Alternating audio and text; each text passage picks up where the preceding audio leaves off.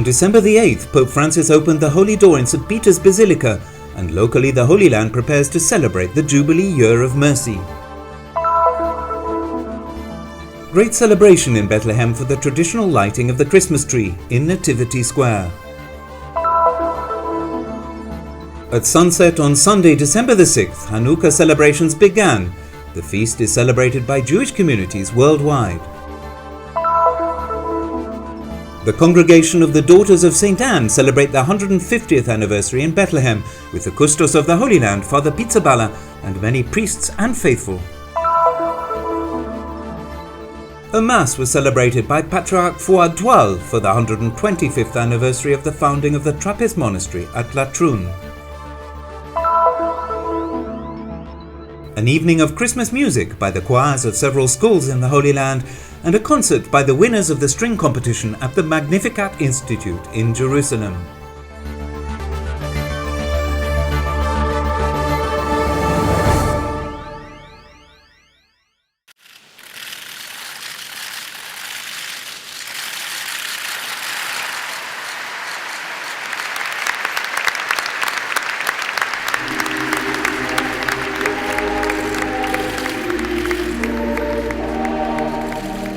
Pope Francis opened the Holy Door in St. Peter's Basilica in the Vatican on December the 8th, exactly 50 years since the end of the Second Vatican Council.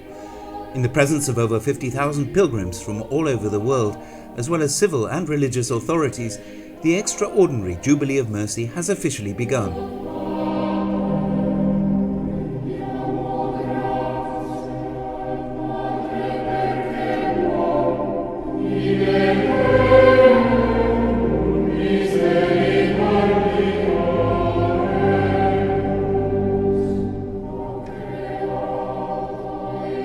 Entrare per quella porta significa scoprire la profondità della misericordia del Padre che tutti. To pass through that door means to discover the depth of the Father's mercy, which welcomes everyone and goes out personally to encounter each of them.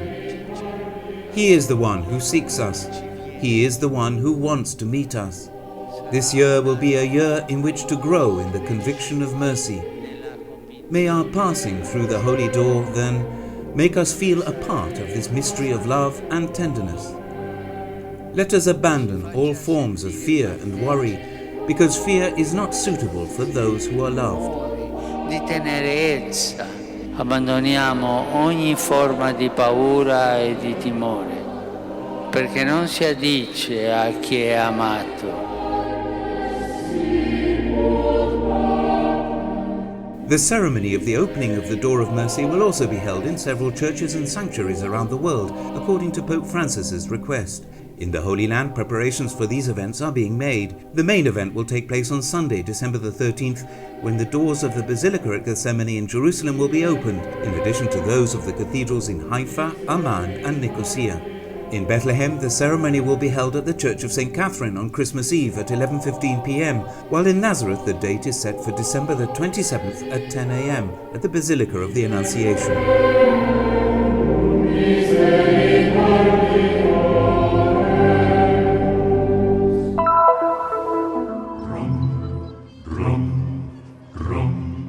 This year the tree has once again been lit. The Christmas tree placed at the center of the square in Bethlehem, in front of the Basilica of the Nativity where tradition commemorates the birth of Jesus, has lit the Palestinian sky with lights and colors. It is a great celebration that takes place every year, bringing together hundreds of people from all backgrounds and faiths. I love everything about this place because I live here and because Jesus was born here. We usually have many festivities. This is a beautiful celebration. It's our first time in Jerusalem and Bethlehem. Well, today we came over, we wanted to see this side of, the wall and get to see Palestine and get to hear about, the Palestinian side of some of the conflict, and as well wanted to get to see Bethlehem and the place where Jesus was born. It's beautiful. I just wish people come even with the situation. I hope tourists come here because it's amazing, it's beautiful. In the end it's Christmas time, and here specifically we can see the church and the mosque in front of each other and it's fine, there is not a problem. There are no borders among members of the audience. A Muslim woman sits next to a friar.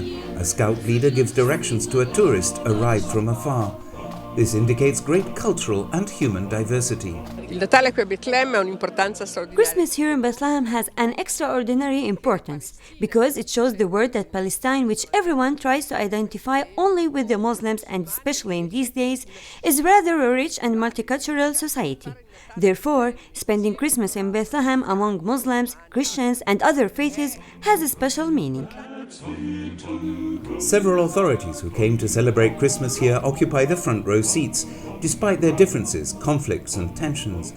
Palestinian Prime Minister Rami Hamdallah, as well as the representatives of the various religions and the Mayor of Bethlehem are present. When the Christmas celebration comes from the heart of Bethlehem, from the Palestinians who really do not know the meaning of peace, who lost a lot of their young people just recently, who were really sad, and yet are capable to give all the world through the enlightening of the tree, which means the revival of the meaning of peace and love and hope for the whole world. It means our message, Palestinians do deserve to live in justice and equality. Despite the fact that Bethlehem is walled, we're still giving messages of peace to the whole world. The desire for peace will never die, and among those present, it seems that hope is not an empty word, but rather a real experience. Nice atmospheres, nice weather, everything is beautiful here. It's peaceful. Well, we try to be happy among all of the situation in Palestine. You know, the war, everything is going on, but it's still there's a place to be happy.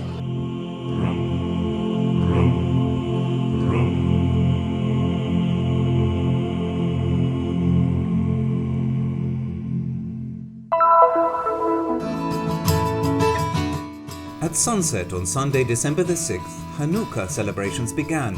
The feast is celebrated by Jewish communities worldwide. Hanukkah is an 8-day celebration that begins on the 25th of the month of Kislev, which usually falls between November and December.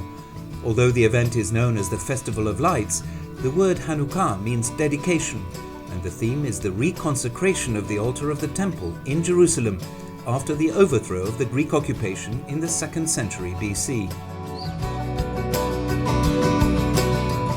The lighting of the menorah, a candelabra with 9 branches, is a tradition that every Jewish family performs at home, and the act symbolically expresses the continuity and vitality of Judaism. The so-called Hanukkah is placed on windows visible from the street, even though in ancient times it was customary to place it outside one's front door. Apart from the classical shape similar to that of the candelabra in the Temple of Jerusalem, candelabras today come in various shapes and sizes using various materials, all to help us remember the great miracle. In 165 BC, after a difficult battle, Judas Maccabee led the Jews to victory over their enemies, the Greek Seleucids. When the Jews entered the desecrated temple, they had to cleanse it by lighting the sacred candelabrum and thereby consecrate it to God once again. For this purpose, they found there only a small phial of blessed oil, but miraculously, the very scarce amount of oil lasted for 8 consecutive days, even though it should have been consumed in one day.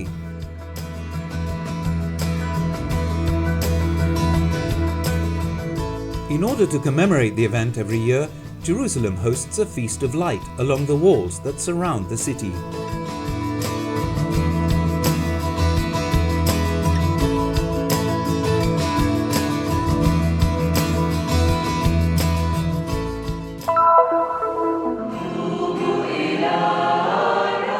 The congregation of the Daughters of St. Anne is 150 years old. It was born in Italy and has 4 communities in the Holy Land, in Haifa, Bethlehem, Nazareth and Sepharis, and others in Jordan and Egypt. The anniversary was an opportunity to get back to basics and retrace their history. The congregation originated in Italy. It was established in 1866 by a nun named Rosa Gaturno, today Blessed Mother Rosa Gaturno. She's generally described as a mother because she was really a mother. Then her husband died when she was still young, leaving her with 3 children. She served the church, and at some point she felt the call to founding a congregation.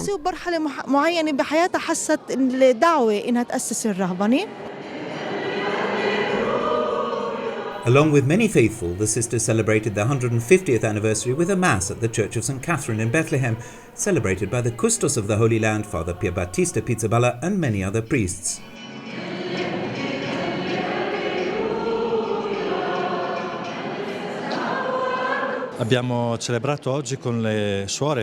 Today we celebrated the feast of St. Anne with the sisters, the daughters of St. Anne, the mother of Mary, the one that gave us Christ. So we celebrate this feast in the time of Advent, which heralds the birth of Christ.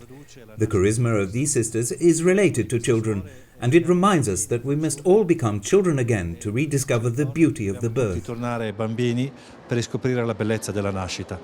رسالتنا احنا كرسالة مساعدة الفقراء من جيل الطفولة. Our mission is to serve the poor from childhood to old age and to respond to the various needs of the community. We serve the sick, we work at the schools with children, we serve in the churches, we help people with disabilities. We help children, young people and the elderly. This is our call, our mission. نخدم شباب أطفال كبار في السن كل ما هو مطلوب منا كل حالات فقر كل أنواع الفقر. During the Mass, the daughters of St. Anne offered the Custos a booklet with the rules of mercy and a log from an olive tree, symbolizing their vocation and mission in the Holy Land, as well as their desire for poverty and humility.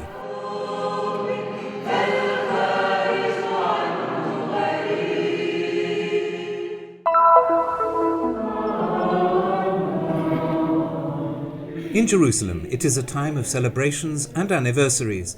December the 8th was not just a day to celebrate the Immaculate Conception and the beginning of the Year of Mercy.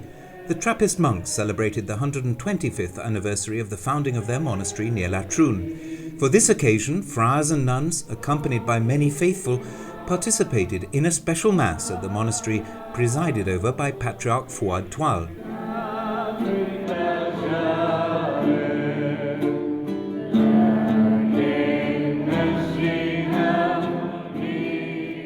اليوم بالذات نحن موجودين بلطرون لأنه دير اللطرون هاد صار له 125 سنة تأسيس.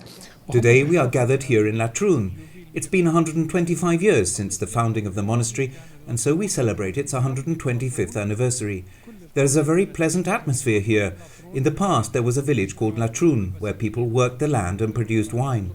I have wonderful memories of this place because when we were young we would come here for Mass and spiritual exercises in addition to going on excursions. لما كنا صغار كنا نيجي هنا ونقدس نعمل رياضات عندهم ونعمل رحلات عندهم. أنا إلي هون أكثر من 60 سنة بالدير والعيد عيد العائلة. I've been serving at the Latrun monastery for more than 60 years. The Feast of the Immaculate Conception is a very special one for me personally because the monastery was founded on that day. On the eve of December the 8th, the first founding fathers arrived. They stayed for a few days near here and then made a procession all the way to the monastery here, carrying the Blessed Sacrament with them. وعشية العيد اجوا بزياح حاملين القربان وكل اواني العباده لهون دير. The village is located about 20 kilometers from Jerusalem on the road to Tel Aviv. The monastery was built in 1890 on the ruins of an old Crusader castle, and it is the only Trappist monastery in Israel. The days are filled with silence, prayer and work, according to the Benedictine rule. Since the late 19th century, the monastery has produced wines, spirits and olive oil, for which it has a reputation, and is visited not only by Christian pilgrims, but also by Israelis and tourists.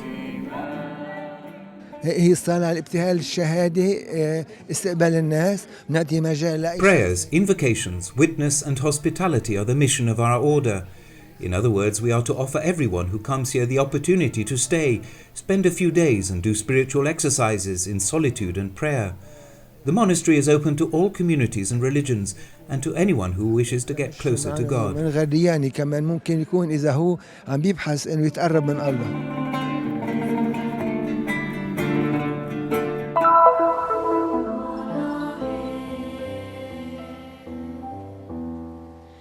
Songs and sweet melodies rise from the Holy City to bring cheer during the days leading up to Christmas. Students from 11 Christian schools in Jerusalem and Palestine gathered in the enchanting setting of the auditorium of the Notre Dame Pontifical Institute for an evening of Christmas carols in Arabic and other languages.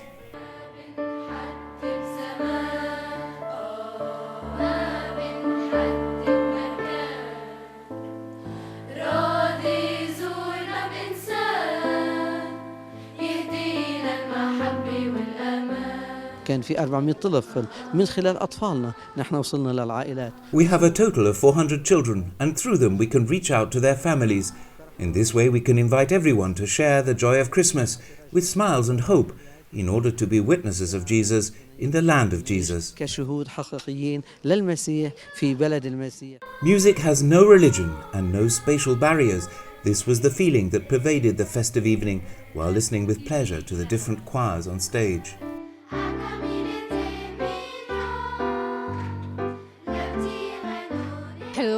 This is beautiful. My son participates every year since he is a member of his school choir, and I gladly let him participate because Christmas is a holiday for us too. We are all united.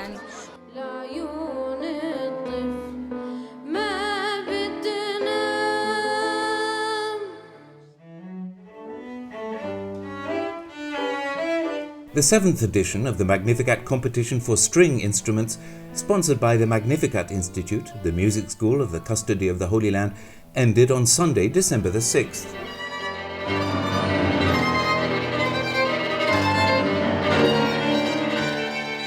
Violin, viola, cello and guitar, whose strings were masterfully played by at least 75 talented young musicians from Jerusalem, Bethlehem and Ramallah, competed in front of a prestigious international jury, with the president of Bethlehem Music Academy and representatives of the Conservatory of Vicenza.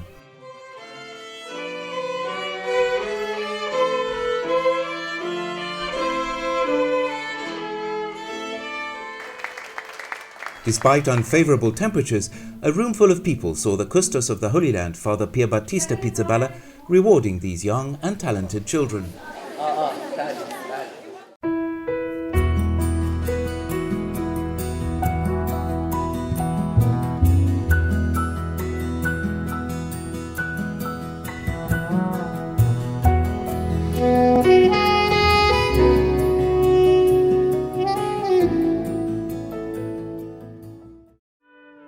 Terra Santa News is a production of the Christian Media Center in Jerusalem, Holy Land.